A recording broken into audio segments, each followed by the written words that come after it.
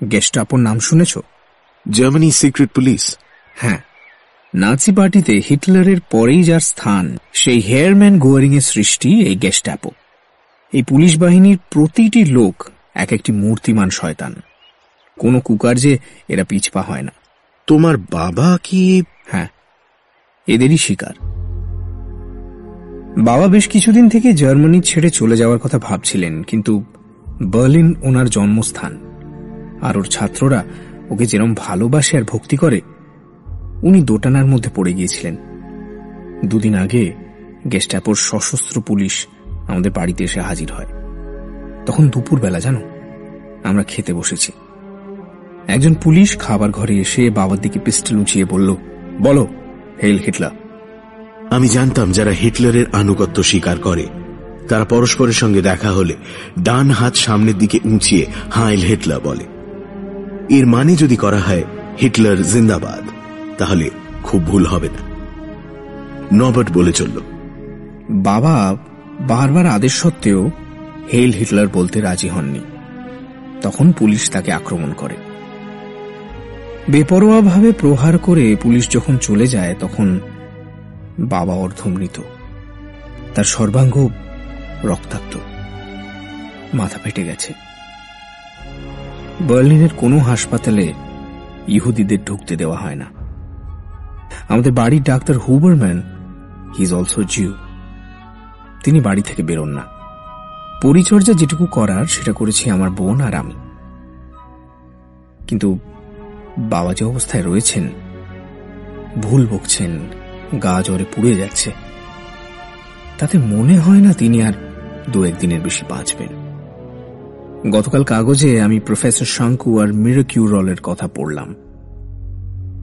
Professor, যদি আপনি আমার বাবাকে বাঁচান। তুমি কি প্রফেসরকে বার্লিন নিয়ে যেতে চাইছো?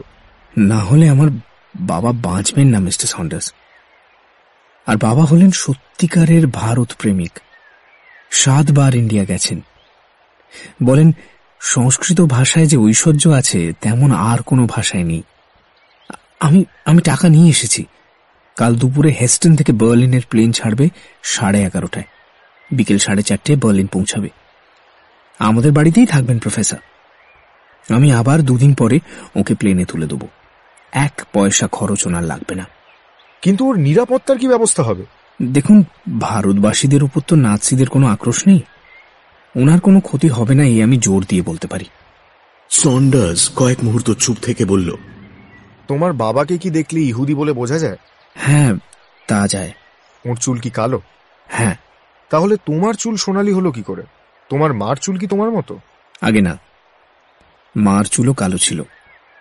উনি মারা গেছেন 5 বছর আগে। আর আমি... এই বলে নবার্ট তার চুলের একটা অংশ ধরে টান দিতে সোনালী পরচুলা খুলে গিয়ে কালো চুল বেরিয়ে পড়ল। এবার বুঝতে পারছো কেন আমি স্বচ্ছন্দে ঘুরে বেড়াতে পারি? আর তাছাড়া স্টাইনার নাম তো শুধু ইহুদিদের হয় না, অন্যদেরও হয়। আমি বলছি, ওর কোনো বিপদ হবে না।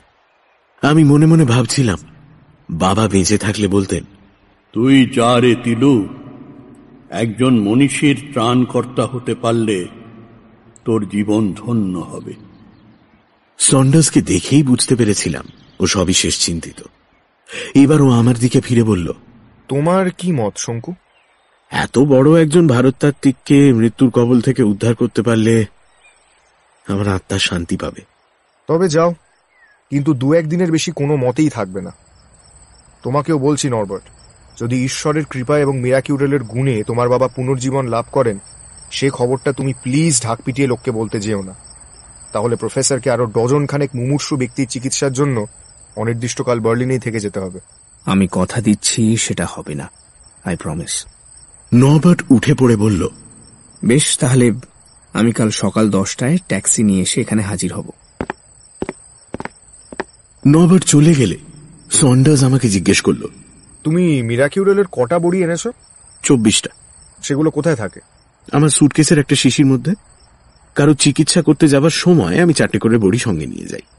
তবে বার্লিনে অবশ্যই আমার সঙ্গে সব বড়িই থাকবে। 4টে থাকবে পকেটে আর বাকি ব্যাগে। দেখো শঙ্কু, যে ব্যাপারে আমার সবচেয়ে বেশি ভয় করছে সেটা হলো এই, জার্মানিতে তোমার খবর পৌঁছে গেছে সে তো তুমি দেখলেই।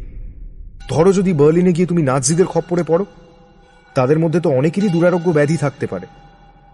তাদের কেউ তোমার ওষুধের উপকারিতা ভোগ করছে, এটা ভাবতে আমার আপাদমস্তক জ্বলে যায়। তুমি কোনো চিন্তা করো না সন্ডার্স, খবরের কাগজের ছবি থেকে মানুষ চেনা অত সহজ নয়। তাছাড়া বার্লিনে আমার বয়সী আরো অনেক ভারতীয় আছেন যারা সেখানে পড়াশোনা করছেন। আমাকে কেউ মিরাকিউরালের শঙ্কু বলে চিনতে পারবে না, দেখে নিও। ঠিক আছে, তবে এটা জেনো যে তুমি ফিরে না আসা পর্যন্ত আমার কিন্তু স্বস্তি নেই।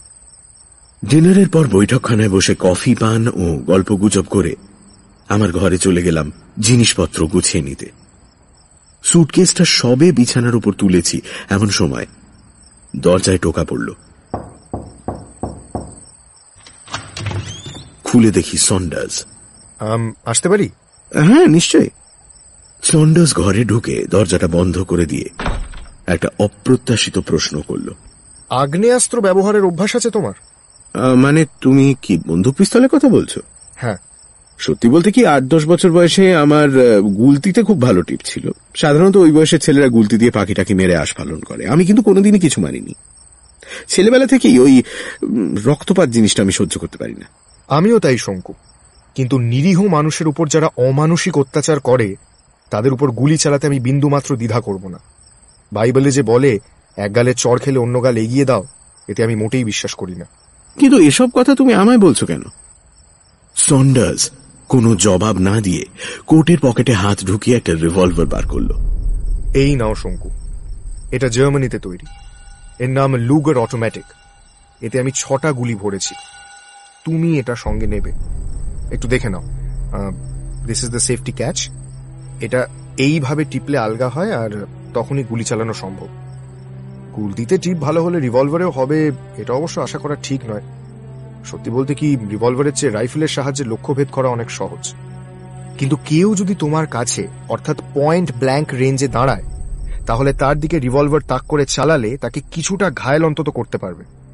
অতএব হাত বাড়াও। অগত্যা রিভলভারটা নিয়ে নিলাম। আমি রোগা পটকা 5 ফুট 7 ইঞ্চির মানুষ হলেও শরীরে আমার শক্তির অভাব ছিল না। এর কারণ আমার বাবা। পুষ্টিকর খাবার খাওয়া আর নিয়মিত ব্যায়াম করা, এই দুটোর জন্যই দায়ী ছিলেন বাবা।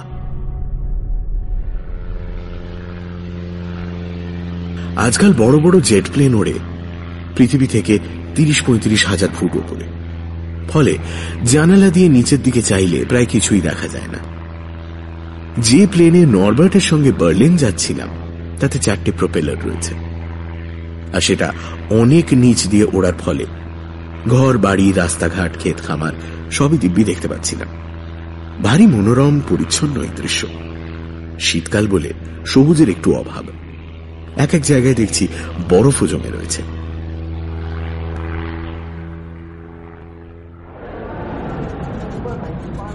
বিকেলে যথাসময় আমরা বার্লিন এয়ারপোর্টে এসে পৌঁছলাম।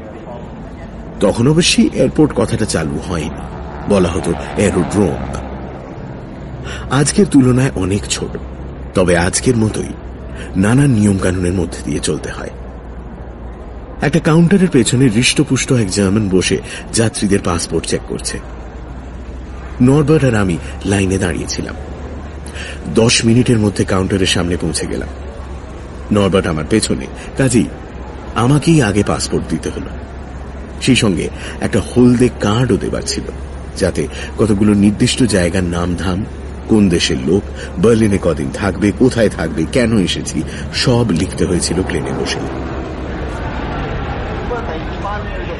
আমাদের মাল সংগ্রহ করে যখন বেরোচ্ছি তখন এটা লক্ষ্য করলাম যে কিছু লোক আমার দিকে কৌতূহলী দৃষ্টি নিয়ে দেখছে। এর ফলে যে কিছুটা অস্বস্তি ভোগ করেছিলাম সেটা অস্বীকার করব না। ট্যাক্সিতে উঠে নবার্ট ড্রাইভারকে গন্তব্যস্থল বাতলে দিল, 17 নম্বর ফ্রিডরিক স্ট্রাসে। বার্লিন যে পৃথিবীর 3য় বৃহত্তম শহর সেটা বুঝতে বেশি সময় লাগলো না। এও বুঝলাম যে শহরটা ঘড়ির কলের মতো চলে। এর চরিত্রের সঙ্গে লন্ডনের কোনো মিল নেই। লন্ডনের রাস্তাঘাটে যে সংখ্যায় ভারতীয় দেখা যায়, এখানে ততটা দেখা যায় না, যদিও জানি যে বেশ কিছু ভারতীয় এখানে হয় পড়াশোনা করছে, নয় চাকরি করছে।